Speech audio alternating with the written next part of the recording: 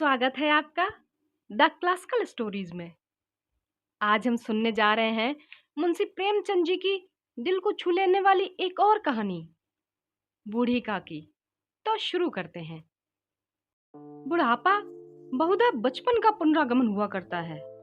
बूढ़ी काकी में जिभ्या स्वाद के सिवा और कोई चेष्टा शेष न थी और न अपने कष्टों की ओर आकर्षित करने का रोने के अतिरिक्त कोई दूसरा सहारा ही। समस्त इंद्रियां, नेत्र, हाथ और पैर जवाब दे चुके थे। पृथ्वी पर पड़ी रहती और घर वाले कोई बात उनकी इच्छा के विरुद्ध करते, भोजन का समय पर टल जाना, उसका परिमाण पूर्ण ना होता अथवा बाजार से कोई वस्तु आती और मिलती नहीं तो वो रोने लगती। उनका रोना सिसकना साधारण रोना न था, वो गला फाड़ फाड़ कर रोती थी। उनके पतिदेव को स्वर्ग से धारे कालांतर हो चुका था। बेटे तरुण हो होकर चल बसे। अब एक भतीजे के सिवा और कोई न था।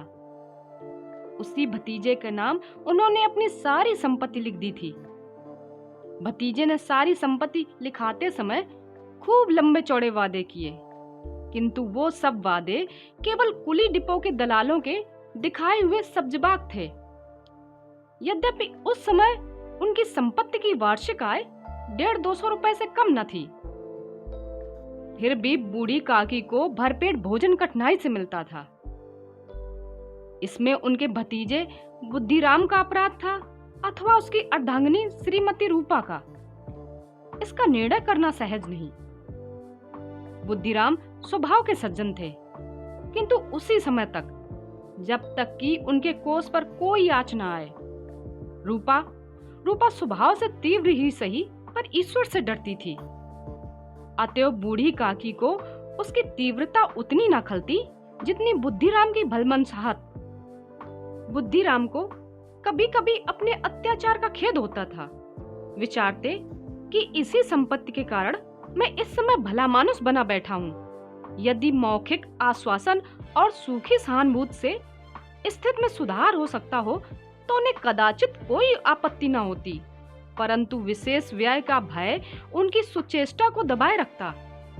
यहाँ तक कि यदि द्वार पर कोई भला आदमी बैठा होता और बूढ़ी काकी उस समय राग अलापने लगती तो वह घर में आग हो जाते और घर आकर उन्हें जोर से डांटते। लड़कों को बुढ़ों से स्वाभाविक द्वेष होता ही है, और फिर जब माता पिता का यह रंग देखते तो वो भी बूढ़ी काकी को और सताया करते।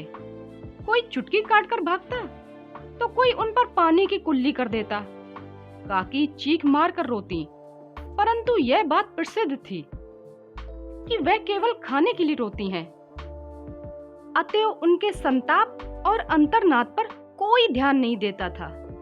हाँ, काकी क्रोधातुर होकर बच्चों को गालियां देने लगती तो रूपा घटना स्थल पर आ पहुंचती, इस भय से कि काकी अपनी जिह्वा कृपाण का कदाचित ही प्रयोग करती थी। यद्यपि उपद्रव शांत करने का यह उपाय रोने से कहीं अधिक उपयुक्त था। संपूर्ण परिवार में यदि काकी से किसी को अनुराग था तो वह बुद्धिराम की छोटी लड़की लाडली थी। लाडली अपने दोनों भाइयों के भय से अपने हिस्से की मिठाई चबेना बूढ़ी काकी के पास रखकर खाया करती थी। यही उसका रक्षागार था। यद्यपि काकी की शरण उनकी लोलुपता के कारण बहुत महंगी पड़ती थी, तथापि भाइयों के अन्याय से कहीं सुलभ थी। इसी स्वार्थ अनुकूलता ने उन दोनों की सहानुभूति का आरोपण कर दिया था। रात का समय था। बुद्धिराम के द्वार पर शहनाई बज रही थी और गांव के बच्चों का एक झुंड विस्मय नेत्रों से गानों का रसास्वाद कर रहा था। चारपाइयों पर मेहमान विश्राम करते हुए नाइयों से मुक्कियां लगवा रहे थे। समीप खड़ा हुआ भाट वृद्धावली सुना रहा था और कुछ भावज मेहमानों की वाहवाह पर ऐसा खुश हो रहा था मानो इस वाहवाह का यथार्थ में वही अधिकारी है। एक दो अंग्रेजी पढ़े हुए नवयुवक इन व्यवहारों से उदासीन थे। वे इस गवार मंडली में बोलना अथवा सम्मिलित होना अपनी प्रतिष्ठा के प्रतिकूल समझते थे।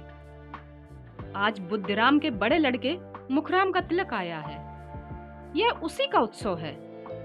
घर के भीतर स्त्रियां गा रही थीं और रूपा मेहमानों के लिए भोजन के प्रबंध में व्यस्त थी।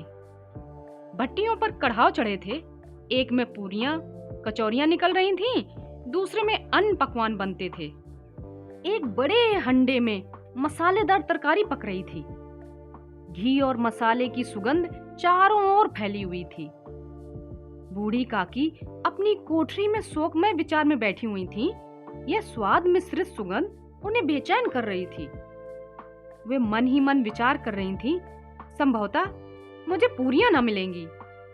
इतनी देर हो गई, कोई भोजन लेके नहीं आया। मालूम होता है सब लोग भोजन करके चले गए, मेरे लिए कुछ बचा ही नहीं। यह सोचकर उन्हें रोना आया, परंतु अशगुन के भय से रो न सकी। आहा, कैसी सुगंध है! अब मुझे कौन पूछता है? जब रोटियों के लाले पड़े हैं तब ऐसे भाग्य कहां कि भरपूर पूरियां मिले। यह विचार कर उन्हें रोना आया। कलेजे में हुक सी उठने लगी, परंतु रूपा के भय से उन्होंने फिर मौन धारण कर लिया। बूढ़ी काकी देर तक इन्हीं दुखदायक विचारों में डूबी रहीं। घी और मसालों की सुगंध रह रह कर मन को आपे से बाहर किए देती थी। मुंह में पानी भर भर आता था। पूड़ियों का स्वाद स्मरण करके हृदय में गुदगुदी होने लगती थी। किसे पुकारूं? आज लाडली बेटी भी नहीं आई। दोनों छोकरे सदा दिख दिया करते हैं, आज उनका भी कहीं पता नहीं। कुछ मालूम तो होता कि क्या बन रहा है। बूढ़ी काकी की कल्पना में पूड़ियों की तस्वीर नाचने लगी। खूब लाल लाल फूली फूली नरम नरम होंगी। रूपा ने भली भांति भोजन किया होगा। कचौरियों में अजवाइन और इलायची की महक आ रही होगी।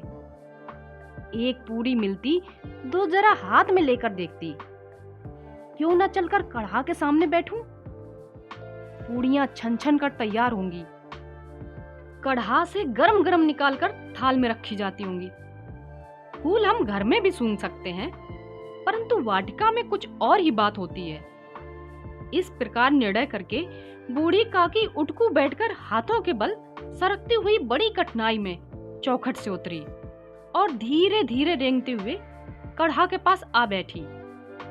यहाँ आने पर उन्हें उतना ही धैर्य हुआ जितना भूखे कुत्ते को खाने वाले के सम्मुख बैठने में होता है। रूपा उस समय कारभार में उद्विग्न हो रही थी। कभी इस कोठे में जाती, कभी उस कोठे में, कभी कढ़ा के पास जाती, कभी भंडार में जाती। किसी ने बाहर से आकर कहा, महाराज ठंडाई मंगा रहे हैं। ठंडाई देने लगी। इतने में फिर किसी ने आकर कहा, भाट आया है, उसे कुछ दे दो। भाट के लिए सीधा निकाल रही थी कि एक तीसरे आदमी ने आकर पूछा, अभी भोजन होने में कितना विलंब है? जरा ढोल मंजीरा उतार दो। बेचारी अकेली स्त्री दौड़ते दौड़ते व्याकुल हो रही थी। झुलझुलाती थी, कुड़ती थी, परंतु क्रोध प्रकट करने का अवसर न पाती थी। भय होता कहीं पड़ोसने यह न कहने लगे, इतने में ही उबल पड़ी। प्यास से स्वयं कंठ सूख रहा था। गर्मी के मारे फूकी जाती थी, परंतु इतना अवकाश भी नहीं था कि जरा पानी पी ले या पंखा झले। यह भी खटका था कि जरा आग हटी और चीजों की लूट मची। इस अवस्था में उसने बूढ़ी काकी को कढ़ा के पास बैठे देखा तो जल गई। क्रोध न रुक सका। इतना भी ध्यान न रहा कि पड़ोसने बैठी हुई हैं। मन में क्या कहेंगी? पुरुषों में लोग सुनेंगे तो क्या कहेंगे? जिस प्रकार मेंढक केचुए पर झपटता है, उसी प्रकार वह बूढ़ी काकी पर झपटी और दोनों हाथों से झटक कर बोली, ऐसे पेट में आग लगे, पेट है या भाड़? कोठरी में बैठे हुए क्या दम घुटता था? अभी मेहमानों ने नहीं खाया, भगवान को भोग नहीं लगा, तब तक धैर्य न हो सका। आकर छाती पर सवार हो गई। जल जाए ऐसी जीभ। दिन भर खाती ना होती तो न जाने किसकी हांडी में मुंह डालती। गांव देखेगा तो यही कहेगा, बुढ़िया को भरपेट खाने को नहीं मिला, तभी तो इस तरह मुंह बाए फिरती है। डायन न मरे न माचा छोड़े। नाम बेचने पर लगी हैं। नाक कटवा कर दम लेगी, इतना ठूसती है न जाने कहां भस्म हो जाता है। भला चाहती हो तो जाकर कोठरी में बैठ जाओ, जब तक घर के लोग ना खाने लगेंगे तब तक तुम्हें भी ना मिलेगा। तुम कोई देवी नहीं हो कि चाहे किसी के मुंह में पानी न जाए परंतु तुम्हारी पूजा पहले हो जाए। बूढ़ी काकी ने सिर उठाया, न रोई न बोली, चुपचाप रेंगती हुई अपनी कोठरी में चली गई। आवाज ऐसी कठोर थी कि हृदय और मस्तिष्क की संपूर्ण शक्तियां, संपूर्ण विचार, संपूर्ण भार उसी ओर आकर्षित हो गए थे। नदी में जब कगार का कोई वृहद खंड कट कर गिरता है तो आसपास का जल समूह चारों ओर से उसी स्थान को पूरा करने के लिए दौड़ता है। भोजन तैयार हो गया है, आंगन में पत्तलें पड़ गईं, मेहमान खाने लगे। स्त्रियों ने जेवनार गीत गाना आरंभ कर दिया। मेहमानों के नाई और सेवागण भी उसी मंडली के साथ किंतु कुछ हटकर भोजन करने बैठे थे। परंतु सभ्यता अनुसार जब तक सबके सब खा ना चुके कोई उठ नहीं सकता था। एक दो मेहमान जो कुछ पढ़े लिखे थे सेवकों के दीर्घाहार पर झुल्ला रहे थे। वे इस बंधन को व्यर्थ और बेसिर पैर की बात समझते थे। बूढ़ी काकी अपनी कोठरी में जाकर पश्चाताप कर रही थी कि मैं कहां से कहां गई। उन्हें रूपा पर क्रोध नहीं था, अपनी जल्दबाजी पर दुख था। सच ही तो है, जब तक मेहमान खा नहीं लेते हैं घर वाले कैसे खाएंगे।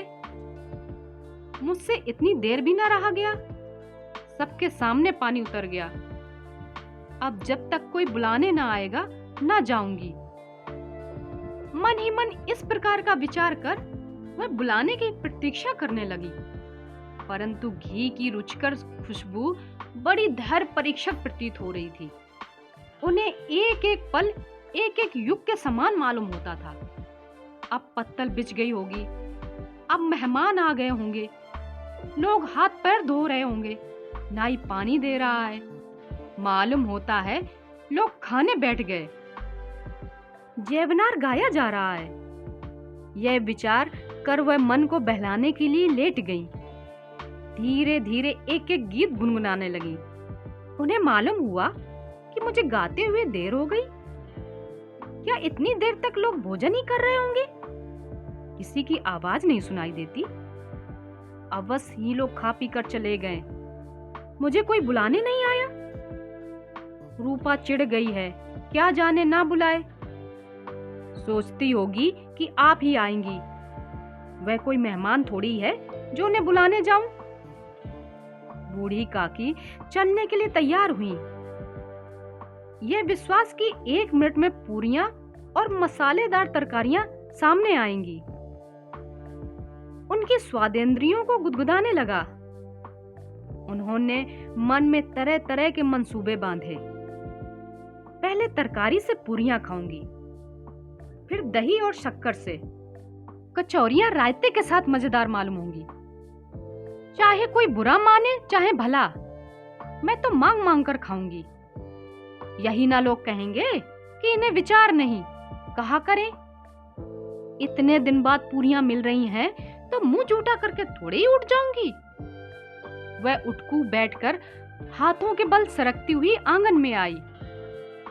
परंतु हाय दुर्भाग्य, अभिलाषा ने अपने पुराने स्वभाव के अनुसार समय की मिथ्या कल्पना की थी। मेहमान मंडली अभी बैठी हुई थी। कोई खाकर उंगलियां चाटता था तो कोई तिरछे नेत्रों से देखता था कि और लोग अभी खा रहे हैं या नहीं। कोई इस चिंता में था कि पत्तल पर पूरियां छूटी जाती हैं, किसी तरह ने भीतर रख लेता। कोई दही खाकर जीभ चटकारता था, परंतु दूसरा दोना मांगते संकोच करता था। कि इतने में बूढ़ी काकी रेंगती हुई उनके बीच में आ पहुंची। कई आदमी चौंक कर उठ खड़े हुए और पुकारने लगे, अरे ये बुढ़िया कौन है? ये कहां से आ गई? देखो किसी को छू न ले। पंडित बुद्धिराम काकी को देखते ही क्रोध से तिलमिला गए। पूड़ियों का थाल लिए खड़े थे। थाल को जमीन पर पटक दिया। और जिस प्रकार निर्दयी महाजन अपने किसी बेईमान और भगौड़े कर्जदार को देखकर झपटता है और उसका टेटुआ पकड़ लेता है, उसी तरह लपककर उन्होंने काकी के दोनों हाथ पकड़े और घसीटते हुए उन्हें अंधेरी कोठरी में धम से पटक दिया। आशा रूपी वाटिका लू के एक झोंके में नष्ट विनष्ट हो गई। मेहमानों ने भोजन किया, घर वालों ने भोजन किया, बाजे वाले धोबी चमार भी भोजन कर चुके थे, परंतु बूढ़ी काकी को किसी ने न पूछा। बुद्धिमान और रूपा दोनों ही बूढ़ी काकी को उनकी निर्लज्जता के लिए दंड देने का निश्चय कर चुके थे। उनके बुढ़ापे पर, दीनता पर, हत ज्ञान पर किसी को करुणा न आई थी। अकेली लाडली उनके लिए कुढ़ रही थी। लाडली को काकी से अत्यंत प्रेम था। बेचारी भोली लड़की थी। बाल विनोद और चंचलता की उसमें गंध तक न थी। दोनों बार जब उसके माता पिता ने काकी को निर्दयता से घसीटा तो लाडली का हृदय ऐठ रहा था। वह झुल्ला रही थी कि हम लोग काकी को क्यों बहुत सारी पूरियां नहीं देते। क्या मेहमान सबकी सब खा जाएंगे? और यदि काकी ने मेहमानों से पहले खा लिया तो क्या बिगड़ जाएगा? वह काकी के पास जाकर उन्हें धैर्य देना चाहती थी, परंतु माता से भय था। उसने अपने हिस्से की पुड़ियां बिल्कुल न खाई थी। अपनी गुड़िया की पिटारी में बंद कर रखी थी। उन पूड़ियों को काकी के पास ले जाना चाहती थी। उसका हृदय अधीर हो रहा था। बूढ़ी काकी मेरी बात सुनते ही उठ बैठेंगी, पूड़ियां देखकर कैसी प्रसन्न होंगी और मुझे खूब प्यार करेंगी। रात को 11 बज गए थे। रूपा आंगन में पड़ी सो रही थी। लाडली की आंखों में नींद न थी। काकी को पूड़ियां खिलाने की खुशी उसे सोने ना देती थी। उसने गुड़ियों की पिटारी सामने रखी थी। जब विश्वास हो गया कि अम्मा सो रही हैं, तो वह चुपके से उठी और विचारने लगी, कैसे चलूं? चारों ओर अंधेरा था। केवल चूल्हे में आग चमक रही थी और चूल्हे के पास एक कुत्ता लेटा हुआ था। लाडली की दृष्टि द्वार के सामने वाले नीम की ओर गई। उसे मालूम हुआ कि उस पर हनुमान जी बैठे हुए हैं। उनकी पूंछ, उनकी गदा वह स्पष्ट दिखाई दे रही थी। मारे भय के उसने आंखें बंद कर ली। इतने में कुत्ता उठ बैठा। लाडली को ढांढस हुआ। कई सोए हुए मनुष्यों के बदले एक भागता हुआ कुत्ता उसके लिए अधिक धैर्य का कारण हुआ।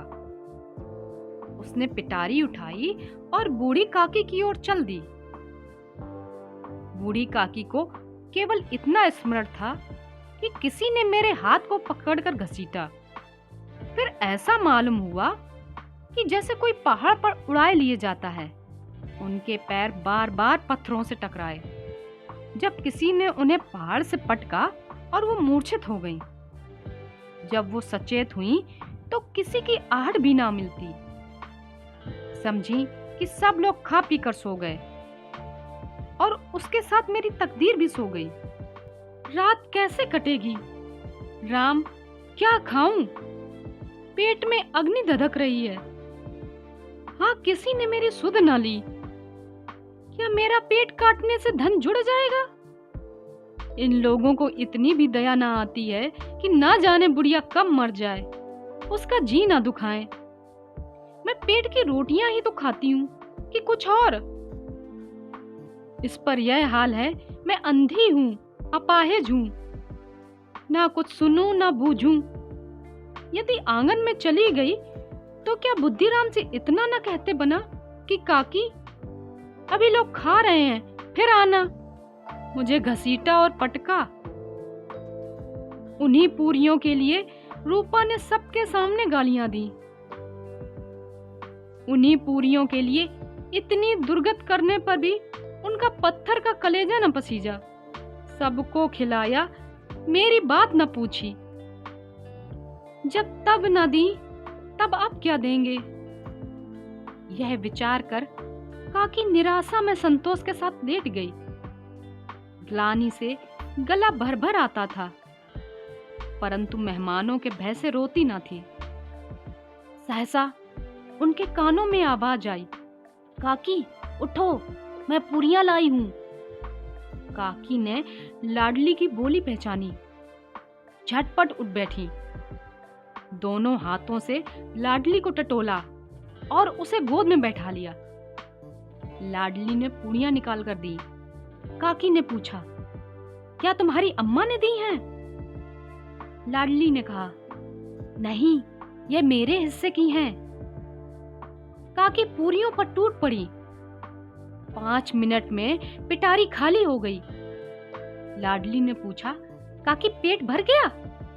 जैसे थोड़ी सी वर्षा ठंडक के स्थान पर और गर्मी पैदा कर देती है, उस भांति इन थोड़ी सी पूरियों ने काकी की इच्छा को और उत्तेजित कर दिया था। बोली, नहीं बेटी, जाकर अम्मा से और मांग लाओ। लाडली ने कहा, अम्मा सोती हैं, जगाऊंगी तो मारेंगी। काकी ने पिटारी को फिर टटोला। उसमें कुछ खुरचन गिरी थी, उन्हें निकालकर वो खा गईं, बार बार होठ चाटती और चटकारे भरती। हृदय मसोस रहा था कि और पूरियां कैसे पाऊं। संतोष सेतु जब टूट जाता है तब इच्छा का बहाव अपरिमित हो जाता है। मतवालों को मद का स्मरण करना उन्हें मदान बनाता है। काकी का अधीर मन इच्छा के प्रबल बल में बह गया। उचित और अनुचित का विचार जाता रहा। वे कुछ देर तक इच्छा को रोकती रहीं। सहसा लाडली से बोली, मेरा हाथ पकड़कर वहां ले चलो जहां मेहमानों ने बैठकर भोजन किया है। लाडली उनका अभिप्राय न समझ सकी। उसने काकी का हाथ पकड़ा और ले जाकर झूठे पत्तलों के पास बैठा दिया। दीन हतज्ञान बुढ़िया पत्तलों से पूड़ियों के टुकड़े चुन चुन कर खाने लगी। ओह, दही कितना स्वादिष्ट था, कचौरियां कितनी सलोनी, खस्ता कितने सुकोमल। काकी बुद्धिहीन होते हुए भी इतना जानती थी कि मैं वह काम कर रही हूं जो मुझे नहीं करना चाहिए। मैं दूसरों की झूठी पत्तल चाट रही हूं, परंतु बुढ़ापा तृष्णा रोग का अंतिम समय है, जब संपूर्ण इच्छाएं एक ही केंद्र पर आ जाती हैं। बूढ़ी काकी में यह केंद्र उनकी स्वादेंद्रियां थीं। ठीक उसी समय रूपा की आंख खुली। उसे मालूम हुआ कि लाडली मेरे पास नहीं है। वह चौकी चारपाई के इधर उधर ताकने लगी कि कहीं नीचे तो नहीं गिर पड़ी। उसे वहां न पाकर उठी तो क्या देखती है कि लाडली झूठे पत्तलों के पास चुपचाप खड़ी है और बूढ़ी काकी पत्तलों पर से पूड़ियों के टुकड़े उठा उठा खा रही है। रूपा का हृदय सन्न हो गया। किसी गाय की गर्दन पर छुरी चलते देखकर जो अवस्था उसकी होती, वही उस समय हुई। एक ब्राह्मणी दूसरों की झूठी पतले टटोले, इससे अधिक शोकमय दृश्य असंभव था।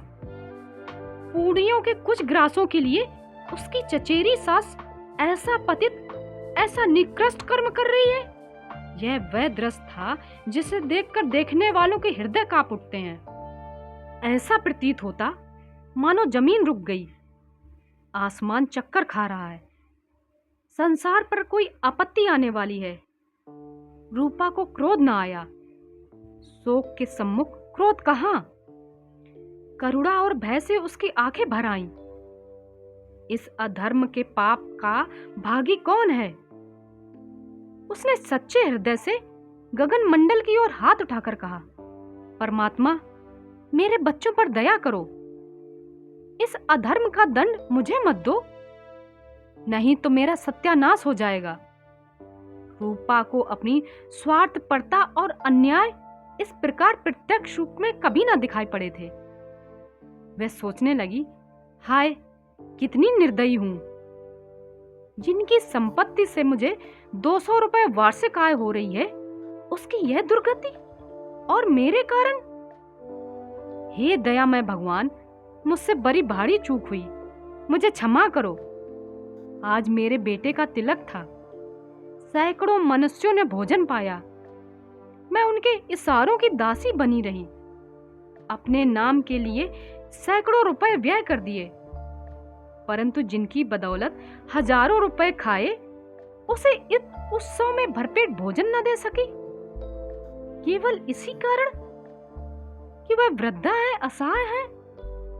रूपा ने दिया जलाया, अपने भंडार का द्वार खोला और एक थाली में संपूर्ण सामग्रियां सजाकर बूढ़ी काकी की ओर चली।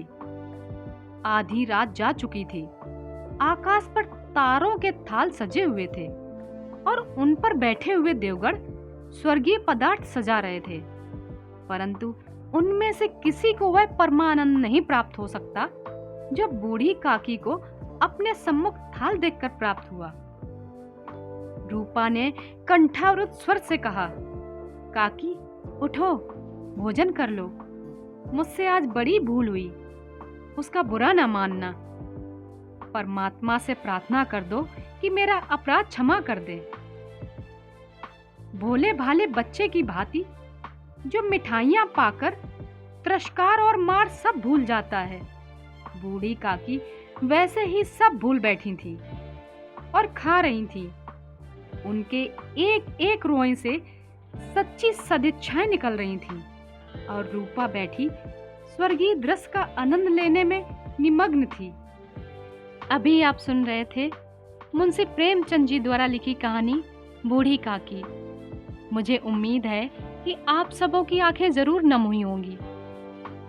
कहानी पसंद आई हो तो लाइक, सब्सक्राइब और शेयर जरूर करें। शुक्रिया।